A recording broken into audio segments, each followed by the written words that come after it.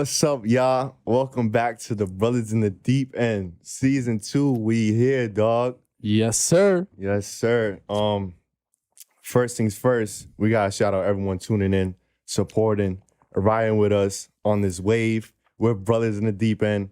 This isn't possible if it isn't for you watching this, listen to it, and we do it for you guys. The same for me.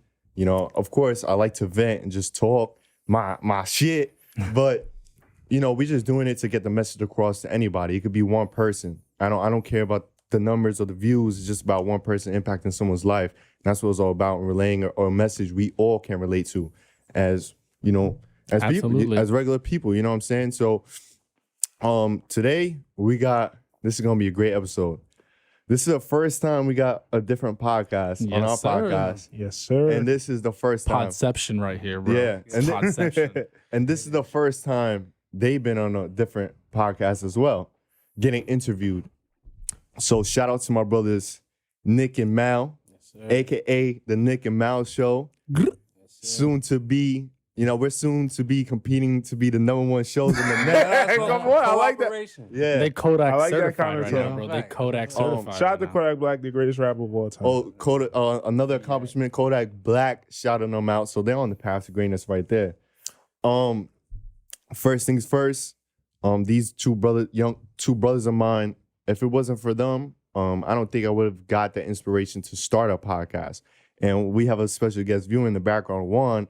I think Juan told me that, yeah, just watch Nick's podcast. I'm like, what? And people have been telling me to start a podcast. So I'm like, oh, not like my brother's getting to it, then damn right I could get to it. So if it wasn't for these two starting a podcast, I wouldn't have started. So I'm always gonna, you know, show my grace and my gratitude towards them because, like I said, this journey wouldn't be possible. That thought of me like, all right, let's go get this podcast started if it wasn't for Juan relaying the message that they had a podcast and them doing a podcast. So shout out Nick and Mal. Clap it up real quick. Dun, dun, dun. You know, Shout out Juan in the background. He's there with his Supreme. Shout out to El Beanie. Papi de Sunset. He kind of looked like Bryson Tiller a little bit, you know what I'm saying? Yeah. And who knows, eventually soon we probably get Juan behind this because Juan plays a key role in my life.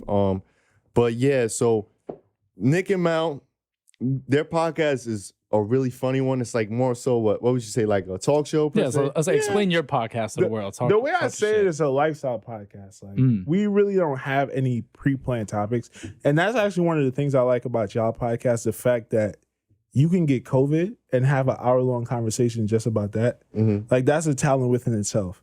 So us, I would say we just go off the top. Like we just talk a lot of stuff. It's a lifestyle podcast. Whatever we thinking is whatever y'all gonna get that day. Okay. That's even how like we kind of wanted to start off too. Like originally when Brothers at the Deep End, like when we first started this, originally the whole plan was like, we just came in here, a bunch of boys, you know what I'm saying? And we were just going to talk our shit, random shit off the topic. We had like just one topic, but we are just going to go into it until we kind of like center ourselves. We're like, all right, we can make a bigger picture and we can build this platform trying to get a message out to like all these people. There we go. You know what I'm saying? And that's something that was really important for us. And we brought Nick and Malcolm here because we want to see a different side of them and give their viewers a different side of Nick and Mal on their show, which is, you know, talk, you know, that lifestyle. We want to get more deeper with it as we are brothers in the deep end. We don't want to just touch the surface. We want to get underneath there, you know. We want to get down there, dig deep. So that's why we brought them on this podcast. You're going to see a different point of view and perspective from Nick, from Malcolm than you usually see on their podcast.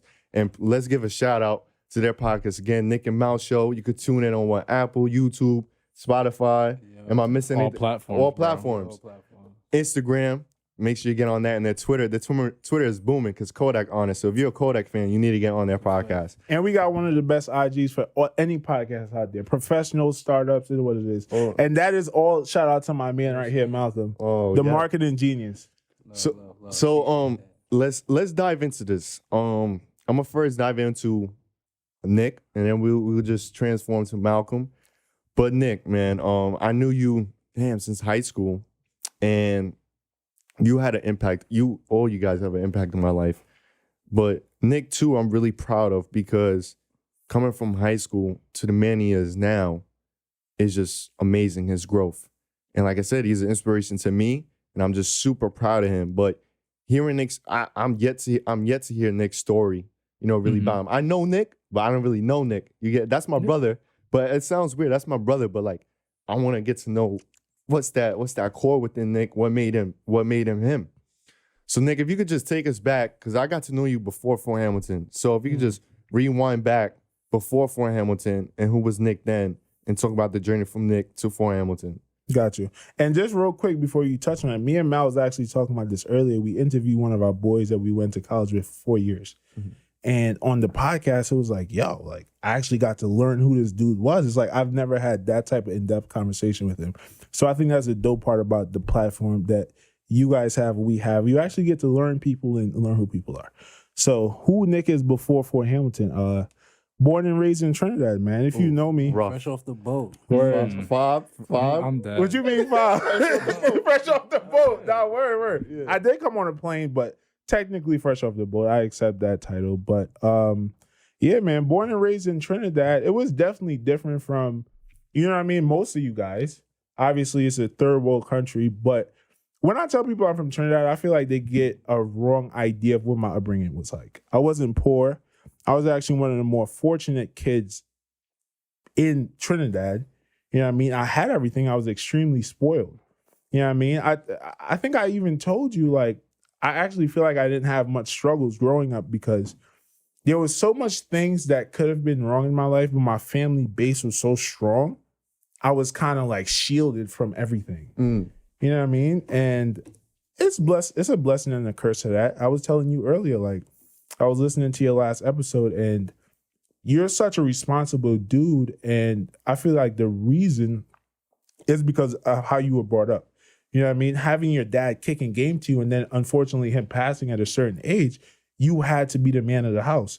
So you had to become a young, responsible person. For me, I didn't have that.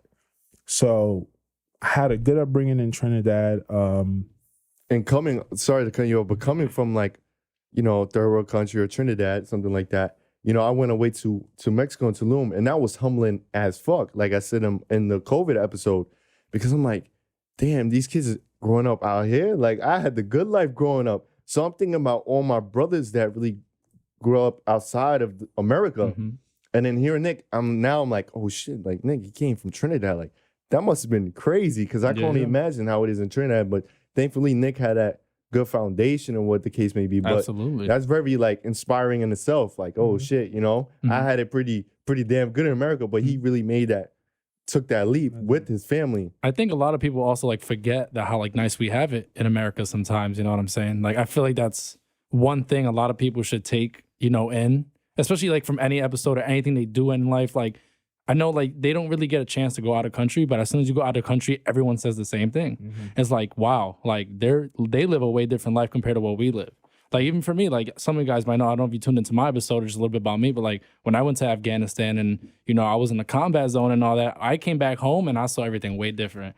I was like, nah, a toilet is a blessing, bro, because I used to shit in holes, bro. And I was just like, this is crazy. I've like being in the middle of nowhere with nothing, like Ethan said, like literally humbles you, and it really goes to show you like how people have it so much different everywhere else in the world. Good question though.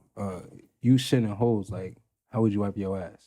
Like with wipes and then throw it like in the garbage? Yeah, I had wifeys in Afghanistan. I literally brought some with me, bro. Like, that was actually a good question. That was left field. But that was a good That's question. just the nigga mouth. But I was gonna say one thing. I was gonna say he probably don't wipe his ass because he's a nasty motherfucker. Casey's a nasty motherfucker. If you don't know Casey's nasty. We always had wipes and like tissues on deck, bro. You crazy? I ain't have my ass stink like shit in the middle of nowhere. Or I know we're going off topic, but I think probably he's wiping his ass with dirt or leaves. That's what I was thinking. I've wiped my ass with leaves before. The last time I went to Trinidad, which was like 2 years ago, I'm at the river, right? Me and my boys chilling. We about to hop into the water. I told Malcolm this story. He didn't believe me. Because the truth is I actually didn't wipe my ass. Because we was... I just remembered I had lied about that part. But we was at the river, so you know what I mean? I washed off. It was good vibes. Yeah, so you straight. I'm straight. You got that cleanse. You got that cleanse in between your cheeks. It's all good. Come on, I'm good. But you said, all right, let's go back to topic. So you said you did that upbringing. Let's talk about that upbringing. You said you didn't have what I had, which was, you know, like the parent or what the case may be, when you was talking about your story in Trinidad. What do you mean? I didn't... Like when you said like how me growing up like responsible, what the case may be, and then like you kind So Yeah. so basically I was coddled. Like, so this is what happened. At 4 years old, my mom left. She came to America to live, to chase a better life for me and her specifically. And she has, shout out to you, Mom, I love you very much. She has achieved that. She's a head nurse at a major hospital in New York City right now. She just bought a house. So she did what she had to do. But she left me at 4. And my dad, unfortunately, was in and out of prison my whole life growing up. And when someone hears those two things, they assume like, damn, your life must have been rough. But I had like 3 other moms, right? And I had a lot of uncles. I had a lot of, I had like a really strong family base around me. So I never got a chance to be a responsible young man because I was so coddled. That's what I was trying to say. So you didn't have to grow up fast. You know what I'm saying? Yeah, You had the time to like enjoy like your youth, and you didn't have to like, all right, now I'm the man. Now I got to do everything on my own. I get it. I feel that. And there's good and bad to that. You know what I mean? Everyone wants to have a good childhood, but when you get to a certain age and you realize like, damn, I really don't have much life experiences for my age, that kind of sucks. I think everyone has, my fault for cutting you off. I think everyone has their own timing. And that's what life in general. Malcolm, you had something to say I'll before. say, out of curiosity, what did you mean you had like 3 moms?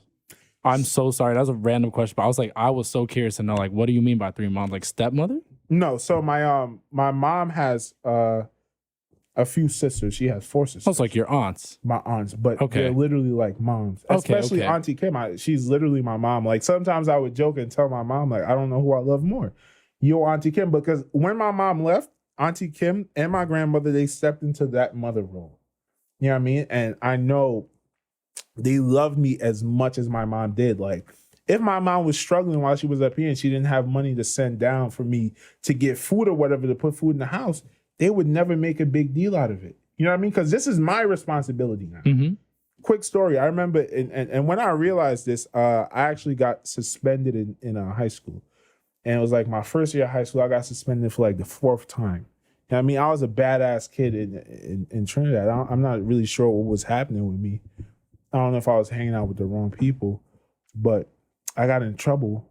And my aunt came, and usually she's like she's really strict. You know what I mean? I'm like, damn, I'm about to get my ass whooped. I'm about to get fucked up. And as a kid, you always feel like your parents are against you. You know what I mean? Yeah, if you do something wrong, it's like, oh shit. Exactly. Like, oh, she about to hate on me, basically, with that mindset. She's in the principal office. She doesn't even yell. She looks at me, looks at the principal, and says, I love this kid so much. I don't know what's wrong with him.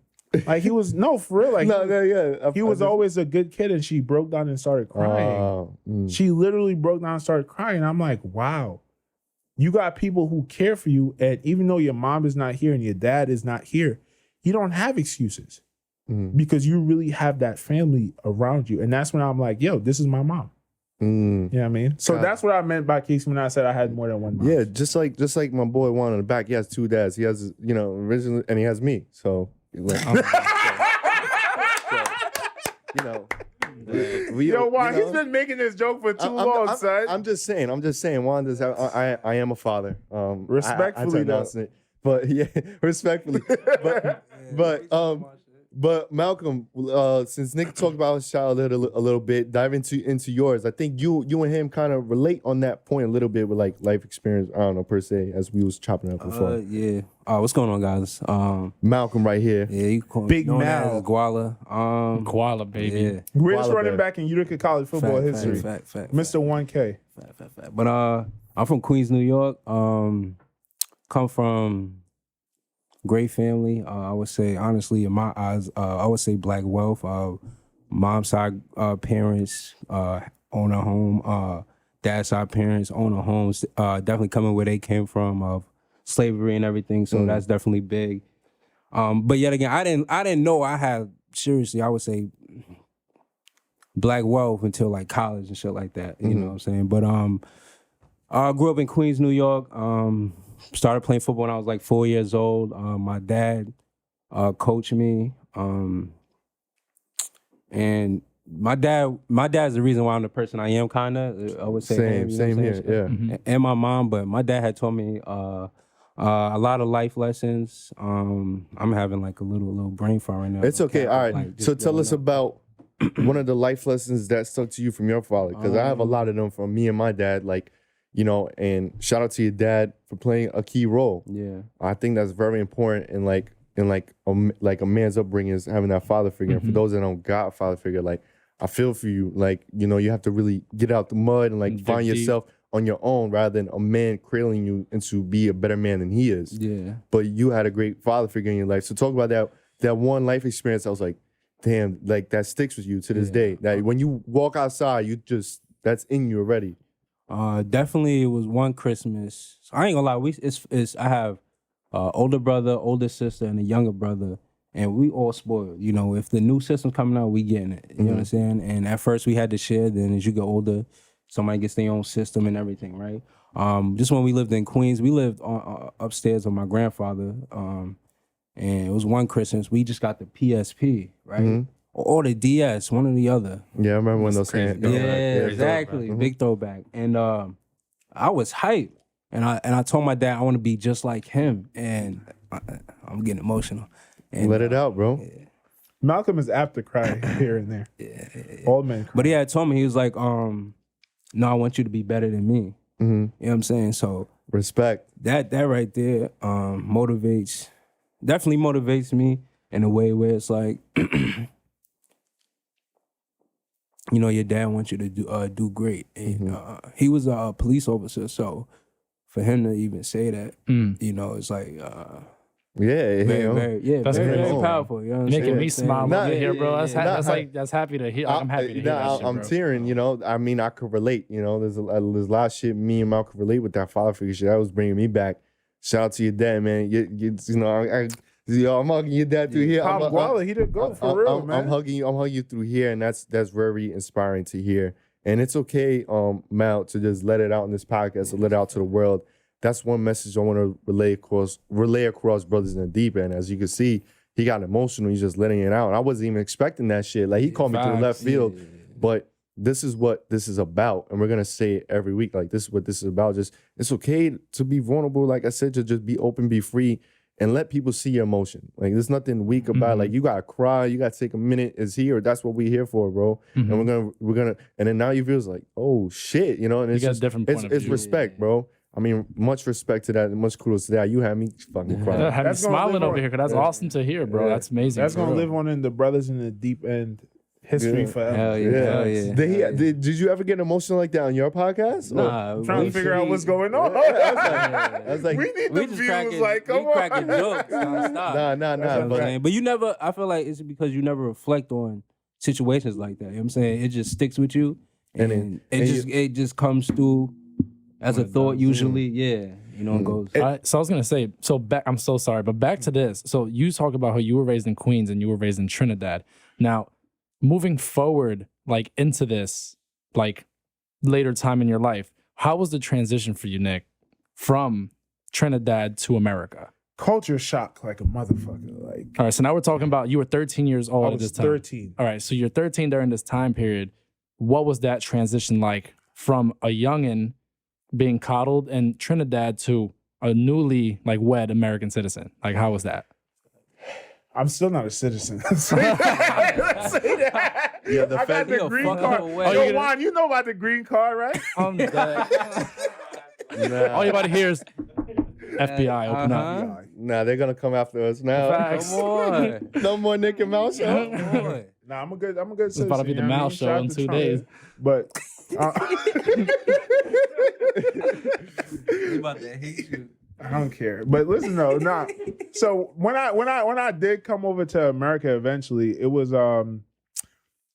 Like, coming in, number one, if you're from the Caribbean, America's where you want to be, right? I feel like unless you're from Europe or one of these countries who are wealthy, everyone wants to be in America. So I came to America with big eyes.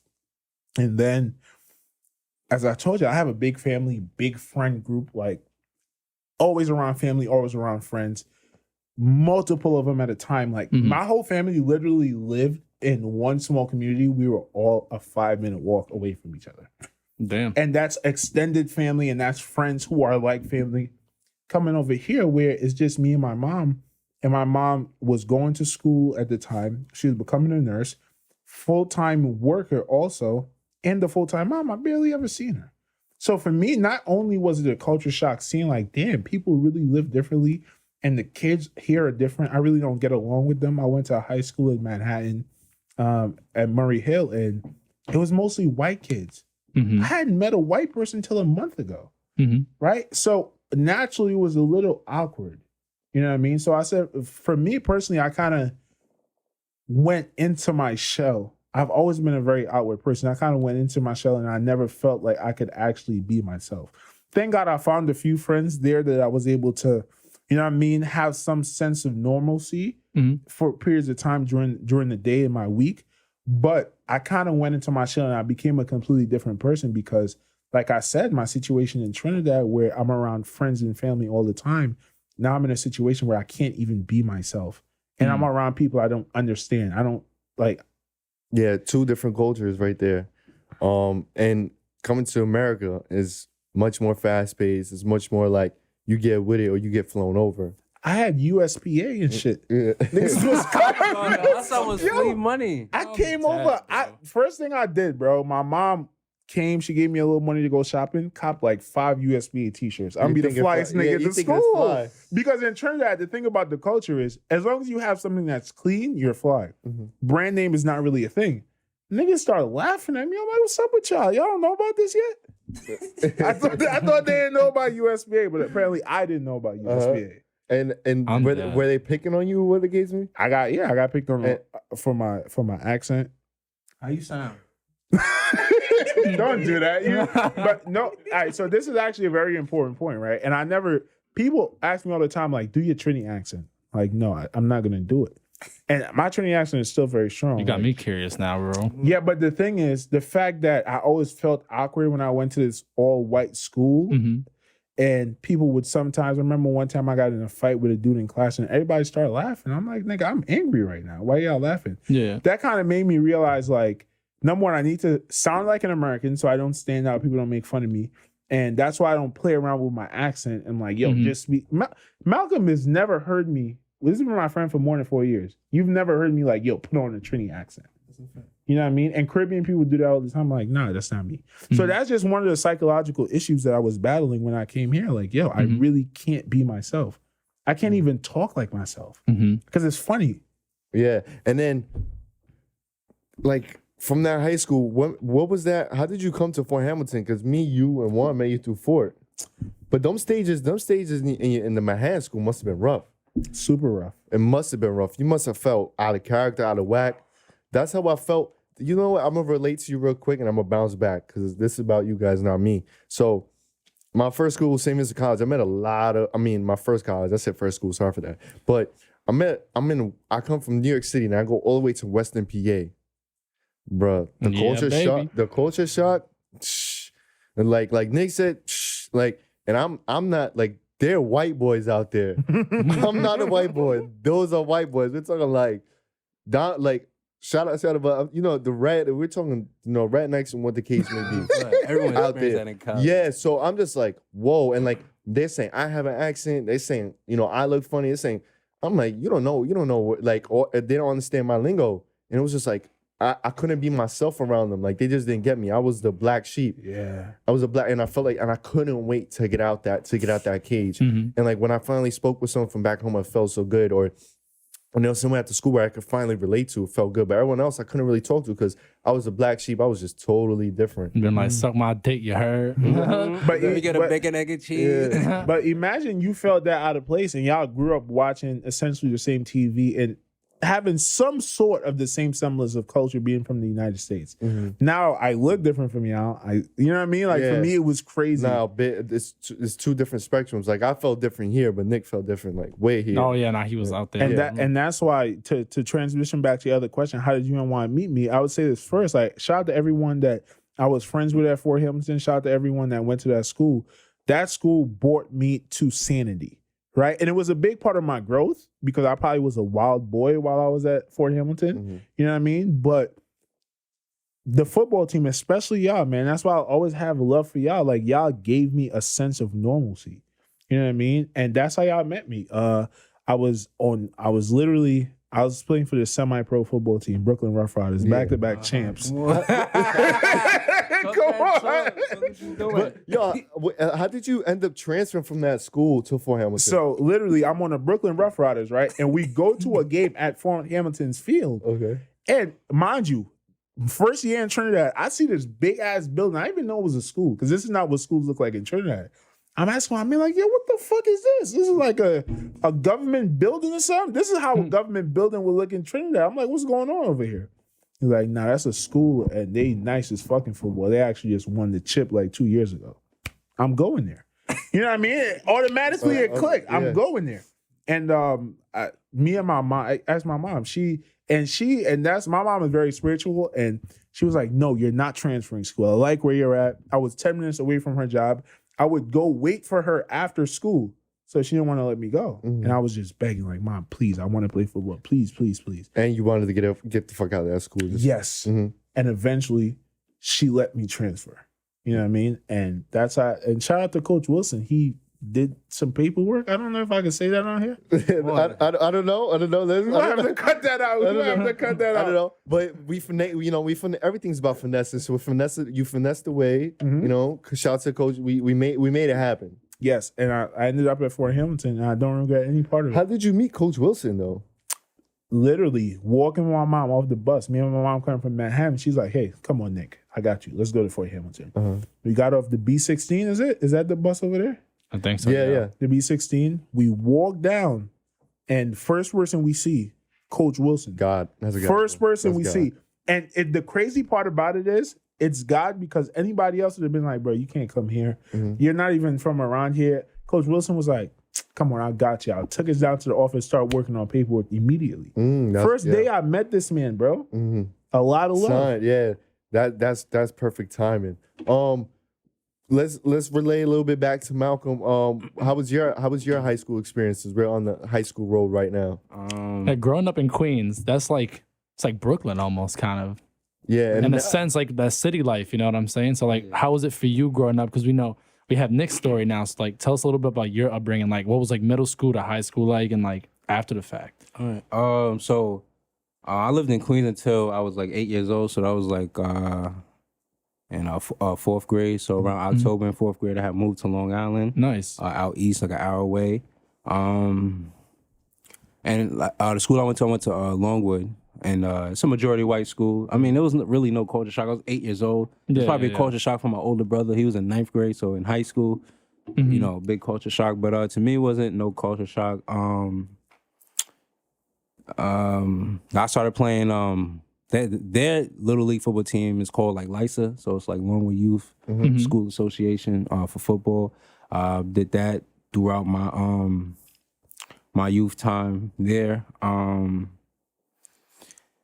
Really nothing spectacular between middle school, junior high. I would say, football-wise, when you talk about football, in seventh grade, this is a funny story, actually. Bro, I was begging to play fullback. I was begging the coach to play fullback, fullback. This is seventh grade, so this is the first time, you know, you playing with older kids and everything.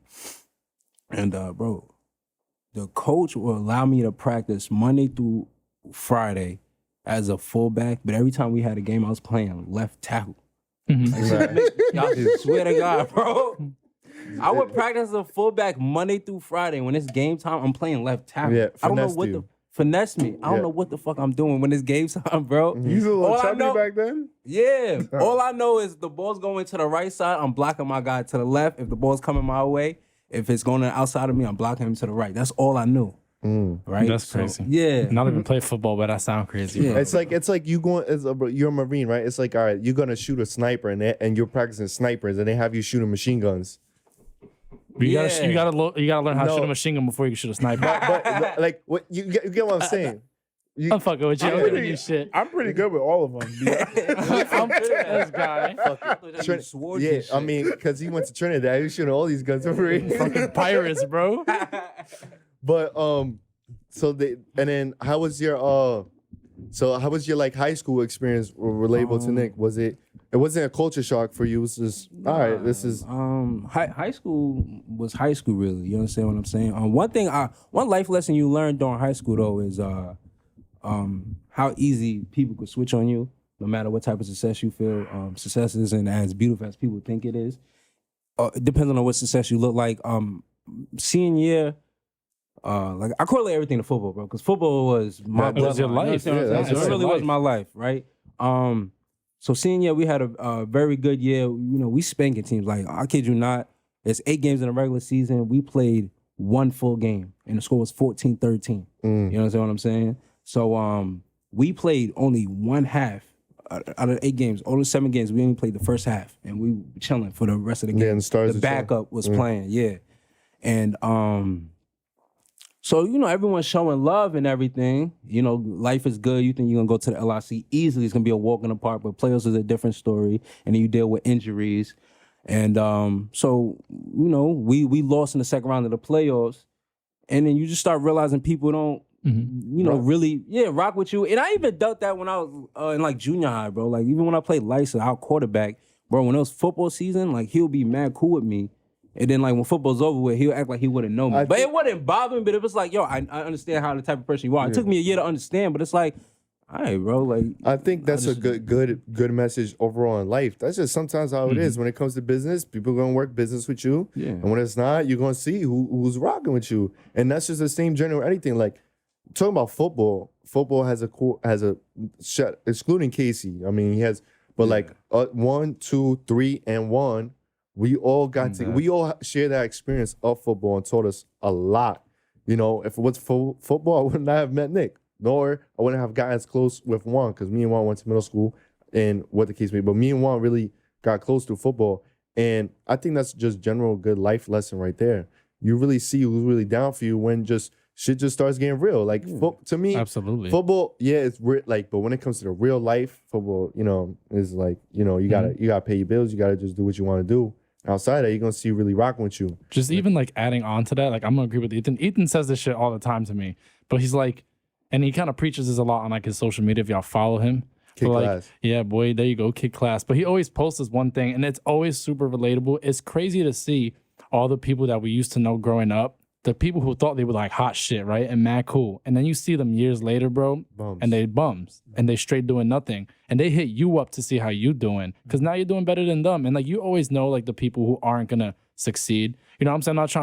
I'm not trying to stereotype or put anyone in like a little like box, right? But you know the kids who are always going to be the trouble kids and the ones that aren't going to, like, some people really get their shit together, don't flip it around. But like, it blows my mind to this day because I always relate it back to this, right? Like, there's so many people that I've seen that I thought were going to be so amazing, and like they just fall off the face of the planet. I don't even know them anymore. Yeah. And I'm just like, that shit's crazy because you had everything going for you, but you let like everything just slip in the palm of your hand, bro. And that feeling that I was getting, you know, for those situations, that's why like in high school, I made sure our managers, we had 2 managers, and I would just give them a hug before every game in high school. You understand what I'm saying? So just to show them like, yo, you a part of the team, and I'm not gonna treat you no other way of who you are, because your job is as important as mine. Yeah, you know what I'm saying? Just to touch on what you said, Casey. So me and Mal, as a part of our show, we break down the 48 Laws of Power chapter by chapter. Actually, the chapter that we broke down today was it's Law 47. Law 47, never go past your mark or something. The basis of the chapter was basically learning how to deal with success and how success could sometimes be your worst enemy, your worst nightmare, because it gets you lazy. Absolutely. You don't learn how to plan and strategize because you start to think that your attitude is a reason for your success. So a lot of these kids in high school, right? Oh my God, I'm the shit. They rest on their laurels, and it's like, bruh, life hasn't even started yet. That's facts. Life hasn't even started yet, and that's why a lot of them get fucked up. But no one, especially at our age, no one life is over. You know what I mean? No, absolutely. Hopefully they learn the lesson. Like, damn, I was a little bit too big-headed. I was drunk with success. I was getting all the girls I was selling drugs. I had money. You know what I mean? All of this was going for me. I was a cool kid, but now my life sucks. And hopefully they take that as a lesson to, okay, this is going to be the rest of my life. Let me get my life back on track. And when I do have success again, learn how to be sober and strategize instead of resting on my laurels again and falling back into that trap. And that's the purpose of this podcast, bro. That's why we have Brothers in the Deep End, man. That's why we bring people on the show to talk about the negatives that they had in life, and they turned it into a positive, right? Yes. Like with Ethan's pops, that was a negative, but now look at him now, bro. He's like one of the strongest kids I fucking know, no cap. Sure, you know, he's one of the most strongest kids I know, you know? Like even some of the shit y'all been through and y'all experiences, right? Like it made y'all the person, like the people you are now. And like just alone, like we're gonna get into it in a little bit with your podcast too. But like it's crazy just to hear how you came from Trinidad, right? And you came from a life that just football was everything. And like it blows my mind because everyone comes from something different but has that same goal in the end. And it's wild to me, bro, because it's crazy. Since we're talking about football, let's bring it back to football real quick. Nick, so you came to Fort Hamilton, right? Let's go back to Nick because everything correlates to football. So now the football team, how did football change your life in Fort Hamilton? And like when I saw you in Fort Hamilton, right? When I remember you coming, I'm like, yo, who is this kid? He just looked like trouble. Nick looked like trouble. Nick, you weren't wrong. Nick looked like trouble. I'm like, I could just read auras. Like I think that's something my dad really, I don't know, passed down to me, son. I could read the room. I could just read people like this. Boom. I could just look. Ever since I was little, I could just look at you to tell. I'm like, I gotta stay away from this kid. This kid looks like trouble. Again, That's like facts. I said, So trouble. it sounds like you were judging me from an unfair, perspective. No, it's just I don't know. Like I just had this. So I'm like, Maybe I look like someone that bullied you as a kid or something. Nah. Subconsciously, I don't know. nah. So when you came on the team, I was like, yo, this dude chats a lot, man, talks a lot. And then you said like, you couldn't be yourself. So maybe when you came to Fort Hamilton, right? It was more of like, oh, I could be myself. Like their football team, they're diverse. They just open. They don't care about where people are from. They don't care about the skin color. Everyone's just together. We're a unit. And it's just all in one. So niggas just cut it, just being himself. But it kind of rubbed off as to me. It's like, damn, this dude's a little, because sometimes he'll just like come at you and just chat. But you come up and make fun of you. Like he'll just keep it real blunt with you. And it'll kind of hurt you in a ugly. sense. Yeah. No, like he was straight up, like, am I wrong? You're 1,000% right. He would do that, but he would do that. And I was just like, oh, I don't want to really talk to this kid because he meant that out of a good place. Yeah. Okay, so the thing is, right, as I told y'all, I grew up with only family and really close friends. Like I really don't have. I'd rather not associate with someone if I don't see us having a good relationship, right? And that comes from my upbringing in Trinidad. Everyone I associated with was family. Like I'm willing to die for you type shit. You know what I mean? And I want to associate with people. So if we make certain types of jokes, like we could be extremely blunt with each other. You feel me? And for Hamilton, and they wouldn't take it that way. But you come and E is a kid who's never met me, and he's already You can come off a little strong, you know. Yeah. But it was never out of place of malice. Nah. Never out of place of malice. But Nick grew a lot in football. I mean, you could just talk about it for yourself, but I'll just say from my point of view, from Fort Hamilton till now, was just like, whoa, the growth of this kid. Like he just came from like, kind of like all over, but now he kind of could like sense like what to say, what not to say, what's right, what's wrong, rather than just be like, okay, yeah, this is cool. Maybe if it's cool to them, but maybe I just got to ease my way into it rather than just, oh yeah, it's cool. I'm gonna just go in and then go 100% with what they're doing. Just sort of like ease his way to it. And he has like more of a respect boundary to that. Because Nick got in a lot of fights in football. So did y'all go to college after the fact, after Fort Hamilton? Yeah, I know you didn't go to played Fort. college football. And football is what brought these two guys together. In college. So I'm just curious, what colleges you guys both went to? Utica College. Both same one? Yeah. Oh, so that's how y'all met. Yeah. Oh, my mind fucking blown. Everything, that's what I'm saying. Everything kind of, football is a blessing because football, it brought them together. Yeah. It has us three together. It has Juan with us too. 1, 2, 3, 4. All play football, bro. So how did y'all meet now? So y'all both played football together. Is that y'all both on the same team, I'm assuming? So that's how y'all met. So how did this all like come into like fruition now? Like y'all were just like, yeah, fuck it, I want to make a podcast. Like, so how does how does friendship build? Okay, so do you want to go? So basically, me and Malcolm, you're the one who has the story because I don't remember it. About how we literally We'll met. be here all day. One of y'all got to tell the story. My man Nick living large, you know what I'm saying? Freshman on campus with the whip. Yo, by the way, do y'all remember when I used to sell candy in high school? Yeah. That's how he bought his whip. Come on, saved up like 2 racks. I was really a trapper. Really a Trinidadian. Trapping off the McDonald's chocolates, bro. If you're still in high school, go to BJ's, get you a couple of boxes of Kit Kats, of Snickers.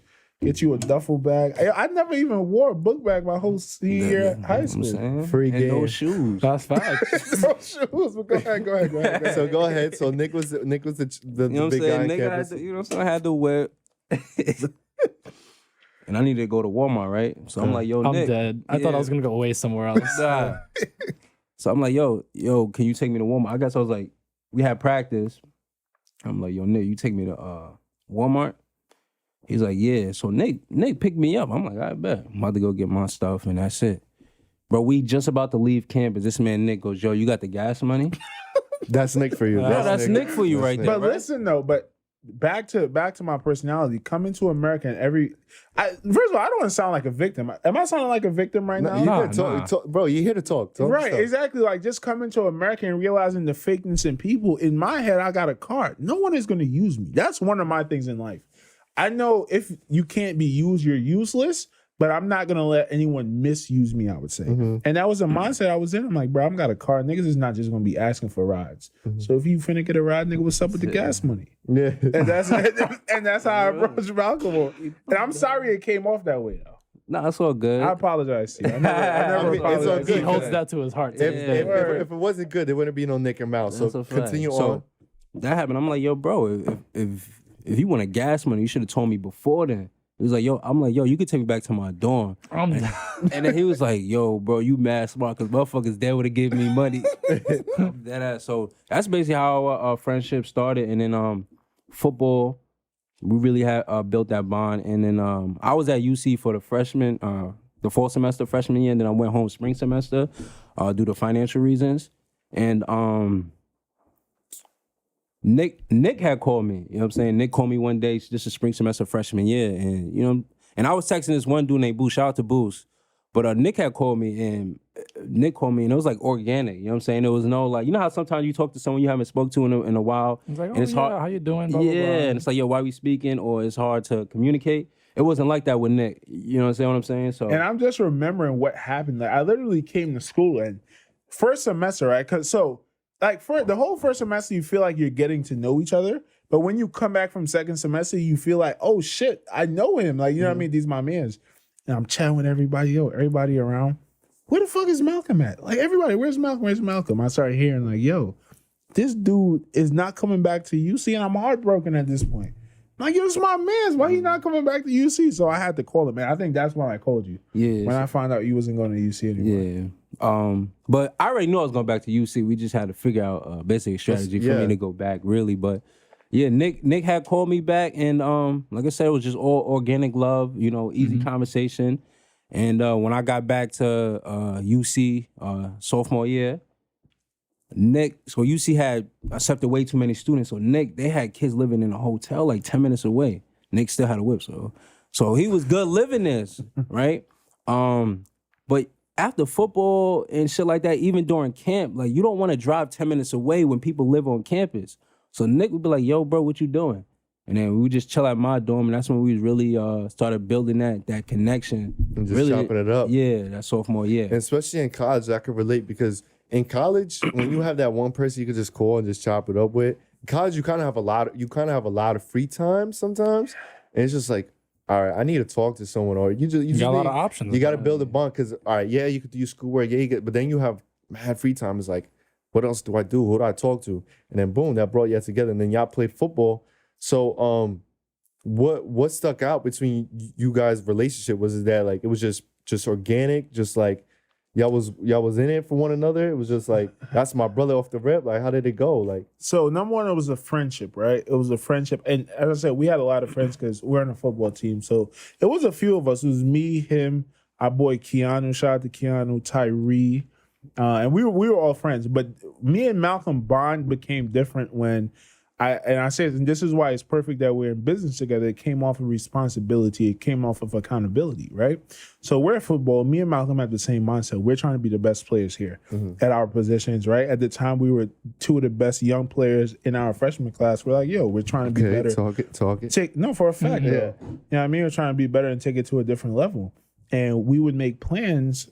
Maybe the first time was like four of us, like, yo, let's all go work out in the morning. No one shows up but me and Malcolm. And I feel like from that day, me and Malcolm understood something is like, yo, if you tell Nick something, Nick is going to keep his word and he's going to do it. He's going to be accountable. Nick, if Malcolm tells you something and just know he's going to do it.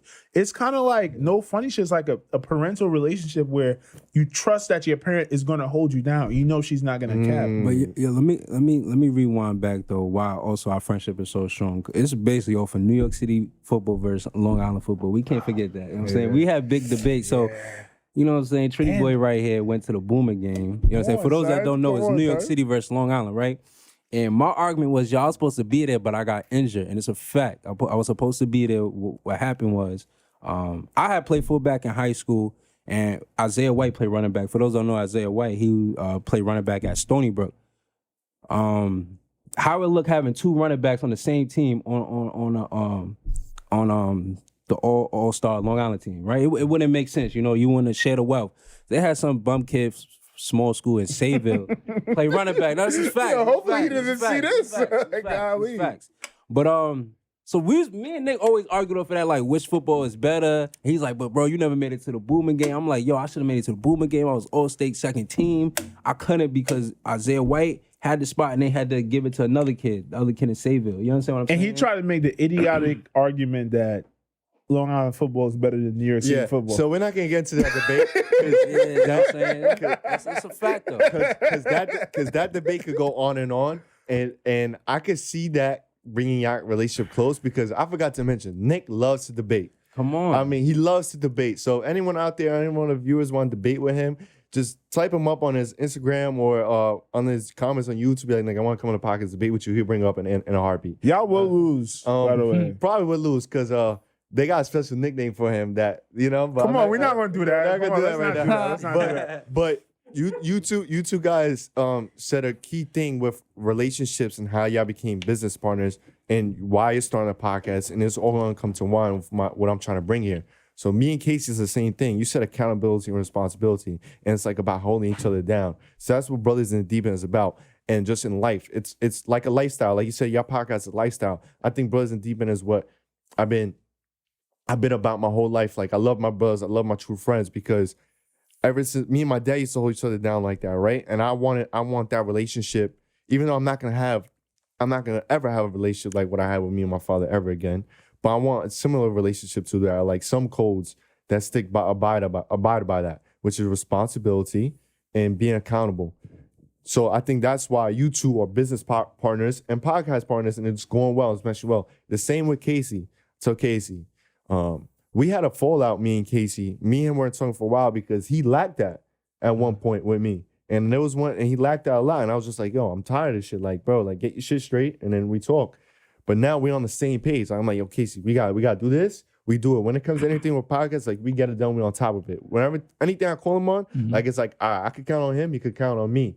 And it's the same here. And it's just the same with all my brothers and all my friends. Like you too. I like being around you because, you know, we're doing a podcast. I text you, you text me back. I'll call you. We set up a time. We do a meeting, whatever the case may be. We get it done. So for going into, that's why I think it was ordained by God with y'all two, because now y'all got a podcast. What made you start? All right, Malcolm, like let's start a podcast. Because in my opinion, in my head, and I'm probably for the viewers' head, it's like, all right, yeah. And also, Nick, why would you want to start a podcast? Because it's like, all right, why you two kids out of nowhere, or two kids, not sorry for me saying kids, but why these two fellows want to start a podcast? Yeah. So what started that off? So talking about the debate thing, I'm a big like Sports Center fan. You know what I mean? I grew up on First Take. Like that was my TV show. Bro, this motherfucker had no headphones, bro. Listen to it in the calf out loud. Listen to the calf out loud. It's not even that, bro. It'd be 6 a.m., bro. Like, bro, go put some headphones in, walk around the crib, you hear Stephen A. Smith yelling. That's the first thing I listened to. Like, yo. But, so basically, I always knew like there's talent in that. And I like anything that you can be a professional at. And I'm like, damn, Stephen A's good. And that's why every here and then you hear me try to use a couple of big words, you know what I mean? And no, for real though. Then I started getting to the podcast game a little bit later. Charlamagne the God with the Brilliant Idiots, Joe Rogan, Joe Budden. Even though I don't really listen to that podcast anymore. Flagrant 2 with Andrew Schultz. And I start looking at these guys like, yo, these motherfuckers are professionals. Like the way we look at Floyd Mayweather as being a tactician, the same way I look at these people. And I've been breaking down the podcast game like this in my head since that age. So I was literally infatuated with it. And I always knew I was going to do something talking in front of the camera because I always wanted to do that, right? If you go on my old YouTube, like 8 years ago, you could hear me debating sports, like just making stupid YouTube videos. You know what I mean? So I always knew I was about it.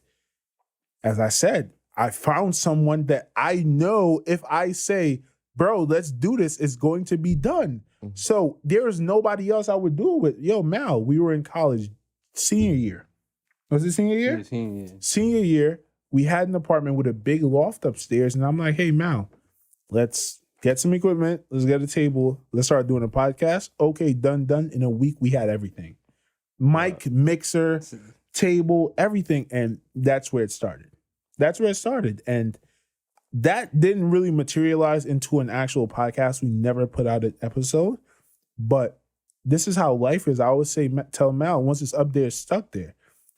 When the pandemic started, I hit Mal like, yo, bro, it's time to do a podcast.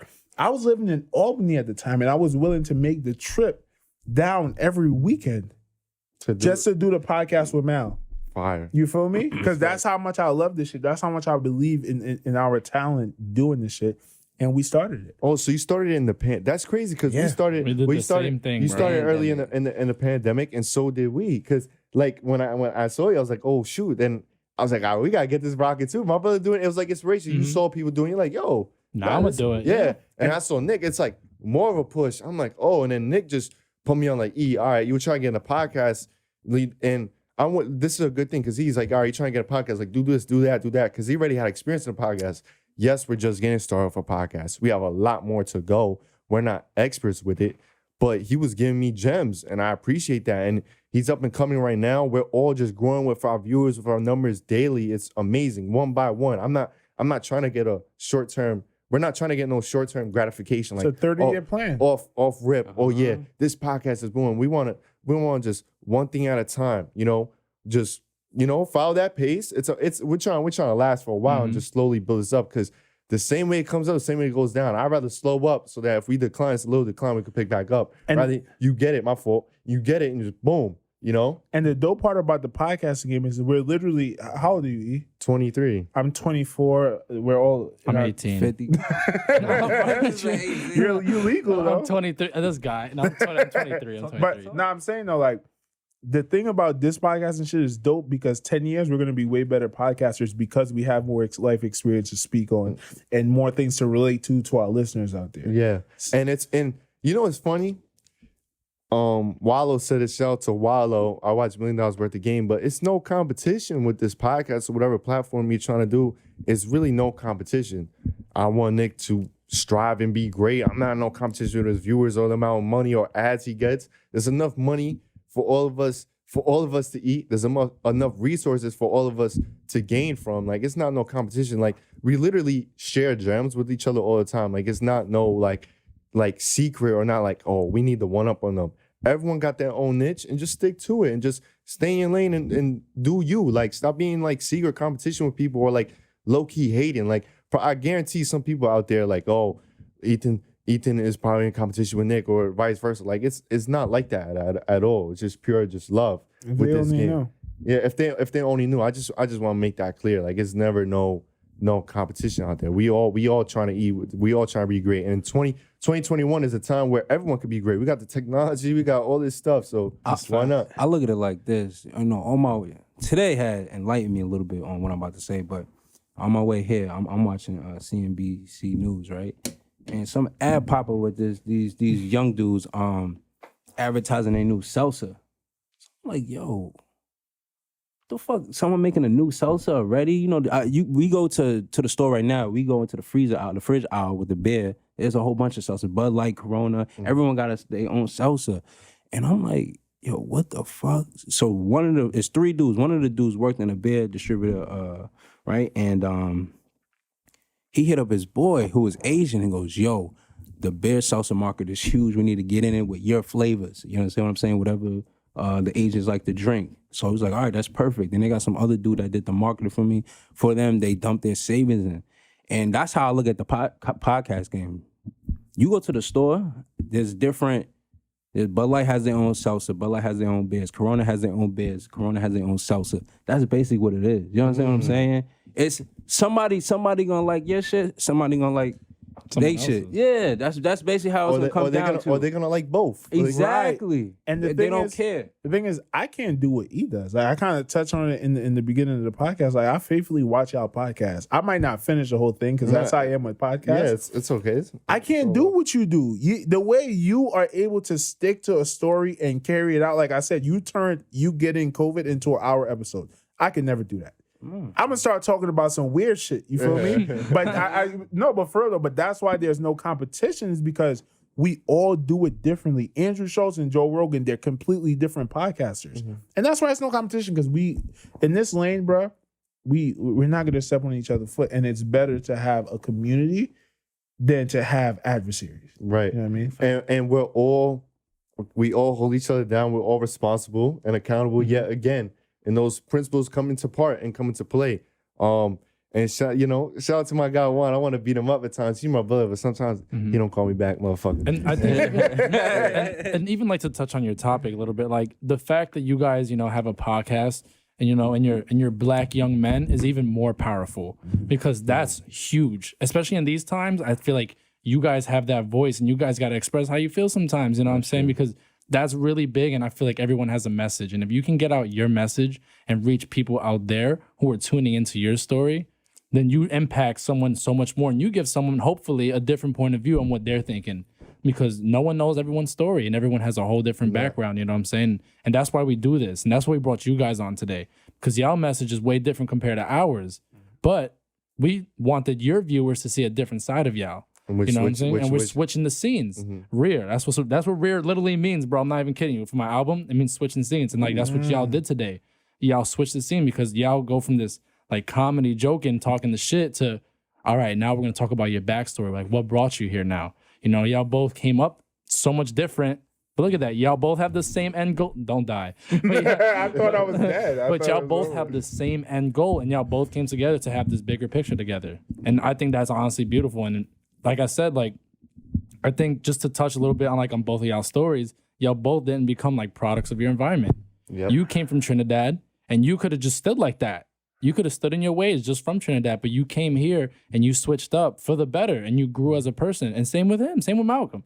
Same thing. It's like, it's crazy to me, like, both of y'all stories, because Ethan literally made a point, like, y'all were probably destined to meet, bro, and that was honestly like just planned from some other higher power than we could think of. Bro, I'm glad you said that, because I be telling Nick that too. I'm like, yo, bro, you from Trinidad, bro. Like, you my best friend. That don't even make sense. Like, who would have thought somebody from a whole different country would be my best friend? Yeah, and like two different like scenes, like like I don't know, just completely different cultures. I literally said on the so Malcolm had the COVID, right, and he had to miss an episode. So I'm like, okay, I'm gonna give him his flowers. And I literally said, yo, I'm insecure a little bit with the podcast and shit, not in a bad way, because as I told you, I always wanted to do this. And I'm insecure, like, yo, if I didn't find Malcolm, bro, I probably wouldn't even be doing a podcast and literally not fulfilling my life dream. Yeah. So it's crazy that we met and this was just able to be done. You feel me? Yeah. So, and shout out to my brother right here, man. You don't meet a lot of people like that. Nah, a lot of people you can really depend on and say like, yo, what the fuck ever, bro. Yeah. You know what I mean? Yeah, real rap. And you be lucky if you get one. Salute to my dad for telling me that. You get one. Yeah, you got. Ooh, Don DeMarco, come on, we gotta press that button right now. That's a bar right here. What for anyone out there, I mean, you've been in this podcast game longer than me. I mean, I would say my shows. For anyone out there, let's talk about kind of like the struggles of like a podcast, because they really think it's easy. This shit is not easy. Like I thought it was easy. So everyone want to have a podcast, and for everyone that wants to do a podcast, I salute you. And what the case may be, or whatever platform. But I just want to tell you, like, from my point of view, it's a lot of work and it's not as easy as it seems. Like, even now, we may have some mistakes and flaws and we're just running with it, we're just doing what we got to do. But Malcolm made a good point to me in a conversation. He was just like, it's just about doing it and adjusting. Doing it and adjusting and just doing it. Sometimes you just got to dive in the deep end and like be like, all right, this is how the water is. Okay. All right, let's do it again. Let's see if I could trench the water again a little bit better. Okay, and then it's just over and over. Yeah, to even end it on this high note, like what were some lows during this process of coming to where you guys are? Or even right now. Yeah. And what are some things that you guys struggle with currently? I would say and this is personal, right? It's personal for me, like how serious I take stuff. My attitude towards a show, whether it be a good show or a bad show. Like literally, it's stupid, but if I have a really good episode on the show, tell Mal. And a lot of people don't hear me say this. I feel like Rogan, like on some real shit. I feel like Rogan. I think you kind of need to be, what's the word I'm looking for? You need to be idiotic in your beliefs sometimes in order to get somewhere. Because you have to believe you want to be Tom Brady before you become Tom Brady. Else you would have just been a way by the side quarterback, right? And if I have a bad episode, it's really fucked me up for an entire week.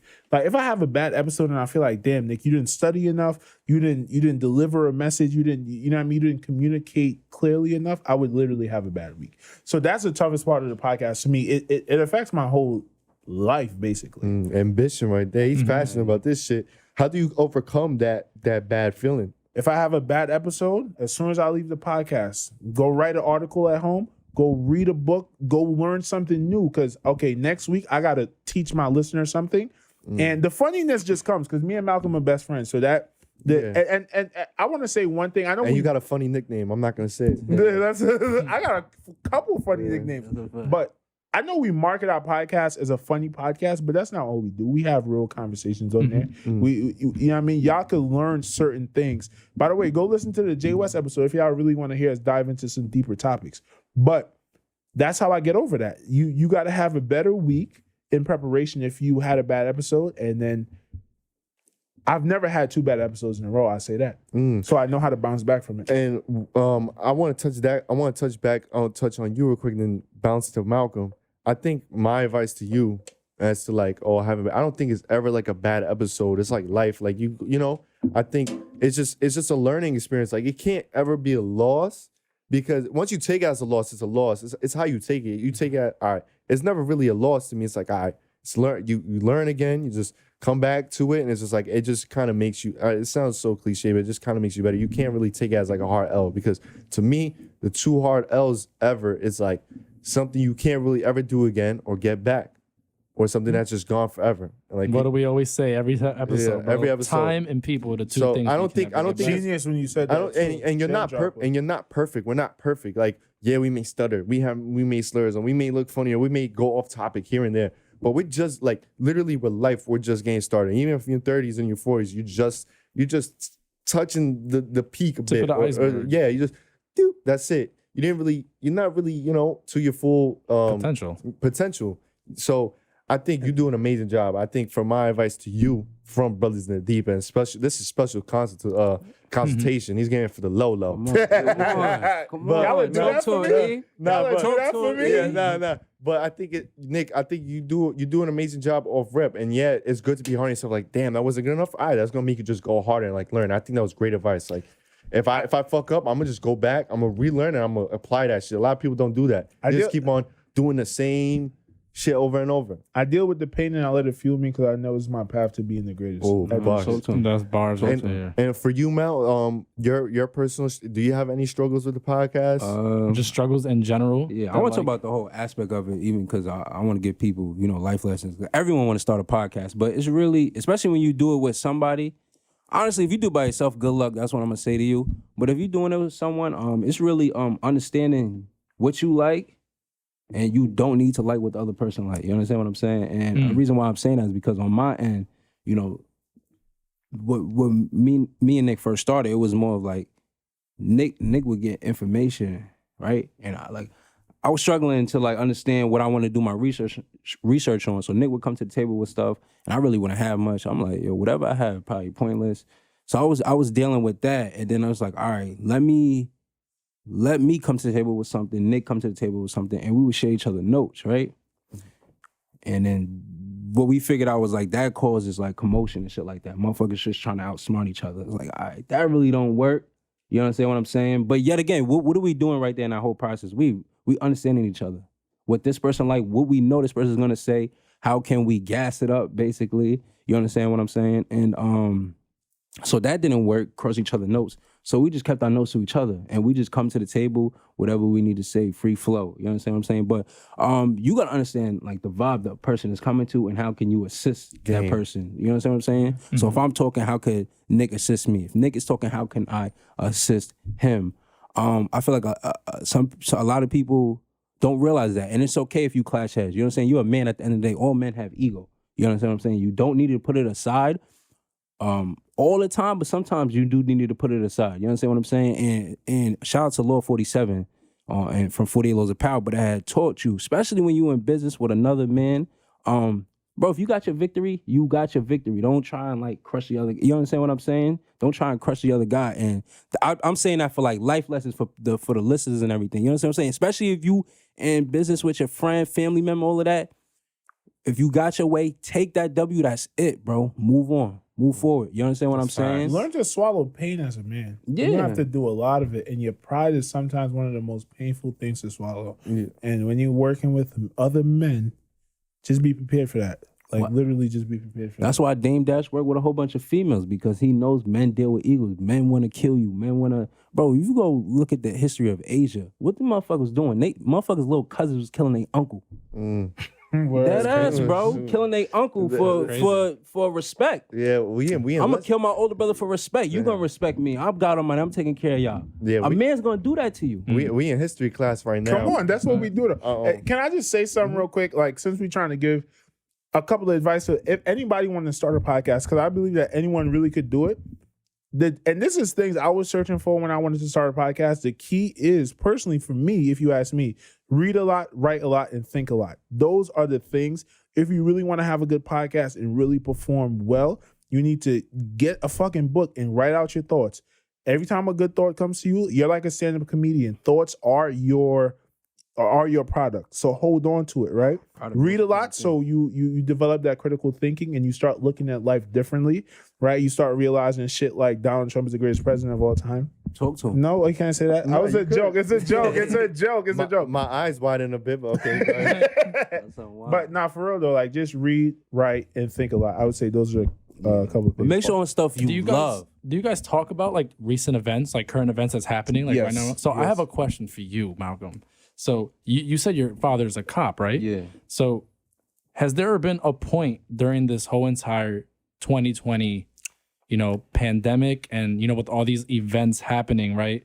Has there been a time where you think these events with like BLM and all this, I'm not trying to get political, but with these events, has like this personally affected you or your father and like the content that you bring to this podcast? Yeah. No, not at all. Not at all. I listen to, shout out to Todd Billy. So when situations like that happen, I reflect on how Todd Billy thinks. Todd Billy thinks he was a Trump supporter. I'm not a Trump supporter. But Todd Billy mindset is more of like, bro, there's people that come here from third world countries, bro, and just hustle all day. Right there, boom. Exactly. You got Nick, for example. You understand what I'm saying? You know what I'm saying? That guy that worse than us, that find a way to make a living, bro. So my idea of looking at situations like that, like that's something serious, bro. I correlate everything to money, bro. This is the type of person I am. I ain't gonna, bro. Go get money. That's how I look at it, bro. If you really want change, go get money. Facts. That's facts. You gotta work, bro. Go to work. Word. You understand what I'm saying? So that's the only way to really change it is go get money. Motherfuckers gotta change the way we look at money, how we do things. I'm not perfect. I'm not Mr. the financial genius. You understand what I'm saying? I don't have $1 million. I don't have thousands of dollars. You understand what I'm saying? But I understand that you could look at life differently if you look at a way for money to benefit you. You understand what I'm saying? You can't always cry wolf. Because if you sit there and cry wolf, motherfuckers is not gonna help you, bro. You gotta get off your ass. So get out the mud. Yeah, and just want to say this. Like I feel like some people believe Joe Biden is gonna, save the minorities. It's not gonna be a fact. It's gonna be. I said this on our podcast earlier. It's gonna be people like Master P. That's changing the way how people think about themselves and how they think of products. Earn your leisure. So people like that. Those are the people people should be afraid of. You know what I'm saying? Especially coming from the black community, because in the 60s, bro, y'all know what happened. People got assassinated, and they did that on purpose. You know what I'm saying? And then mass incarceration started happening. But the revolution is happening right now of black financial education, what black people should be doing to put themselves in better situations. So I'm not even too worried about it. And also where I'm from in Long Island, the cops don't even play like that, seriously. So, yeah. Damn. Man, that was powerful as fuck. You see how he get comfortable when he start talking about finances? He start rambling. Let's go. That was a key. But, Malcolm, yeah, and just to wrap this up, it was a great episode. Thank you guys again for tuning in. The Nick and Mal Show on Twitter, IG, YouTube, all platforms. And like you said, I think 2021, I think just now's the time to revolutionize, and just get after it and just make a change. Rear, shout out Rear, tune in the album Rear, like a change of direction. And Nick said it too, with whatever it is you're trying to do, it doesn't just go for a podcast. It goes generally for like, he said read, write, and what was the other one? Think. Read, write, I think, and I'm gonna add one more. Read, write, and think, but execute. Yes. Apply and execute. You can read, you can write, you can do all that stuff and think, but you have to put it to action. And that's what we're doing just in general of life. Whatever it is that you're trying to do, you got to read. Whatever it is, those are the keys. I think that was a major gem. And this goes back to our episode from season 1. Energy don't lie. If you read this room, this energy was pure. I had a great episode. Shout out Juan for coming through. Shout out Juan, bro. Shout out Walter behind the scenes. Shout out to Walter. Walter in the building. He really, extended stay for us. I appreciate that. This was, again, this was an amazing episode. I hope you got a lot of gems from this.